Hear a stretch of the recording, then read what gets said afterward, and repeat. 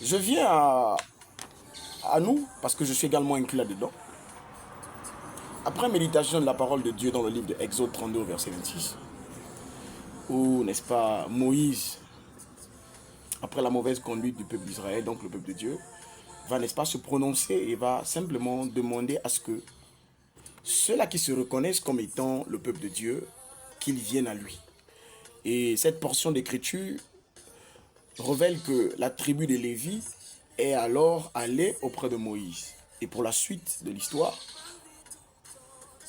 ils se sont entretués, entre frères et entre parents.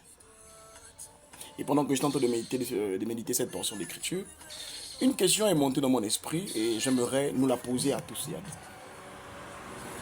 Lesquels sont pour la réconciliation de l'église ADP, Assemblée de Dieu de Pentecôte, Fondation Demba Esaïe, Église du Gabon, Église du Congo. Je vais reformuler. Lesquels sont pour la réconciliation des fils et filles issus du fondateur Demba Esaïe, Église du Gabon et Église du Congo. Alors que je recevais cette question dans mon esprit, beaucoup de choses à l'horizon étaient en train de se présenter dans un futur proche. Mais je ne veux pas d'abord aborder ce point-là de révélation. Je veux d'abord rester là dans cette fourchette. Lesquels se reconnaissent comme étant fils et filles du feu prophète Demba Esaïe. Alors, il va falloir vous prononcer le plus tôt possible, si et seulement si vous êtes pour la réconciliation de cette église, ayant pour fondateur Demba Esaïe. Alors, pourquoi c'est en ce premier jour du mois de mai que cette question monte dans l'esprit de la sentinelle que je suis? C'est pour simplement nous amener à réaliser ensemble que beaucoup sous d'autres cieux parlent d'une éventuelle réconciliation. Beaucoup en parlent.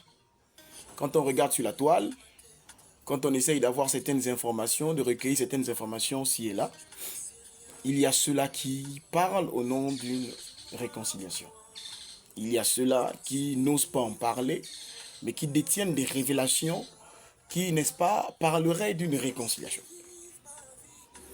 Alors, après analyse, je suis arrivé à cette conclusion-là, sinon cette lecture, que nous avons un problème dans notre communauté, sinon dans notre église, que ce soit le Gabon ou le Congo. Le problème est un problème de décision et d'engagement. Parce que lorsque je prends une décision, je me dois d'honorer. Et de cette décision-là, j'en fais une action par la suite. Donc je m'engage à poser une action qui témoigne, n'est-ce pas, de ce que je viens de prononcer comme parole.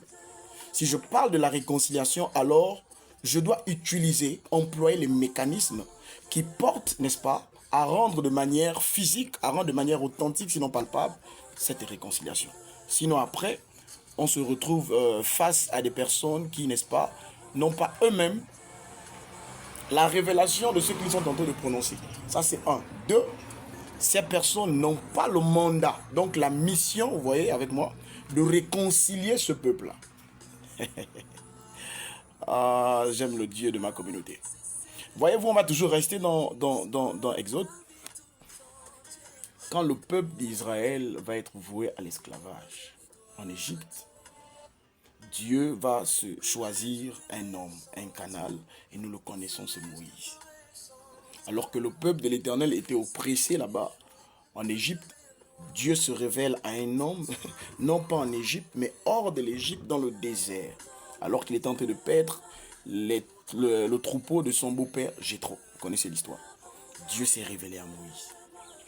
Et Moïse qui, lui, n'est-ce pas, avait commis un acte pas bien aux yeux, n'est-ce pas, de Pharaon, parce que Moïse va tuer un Égyptien. Vous connaissez l'histoire.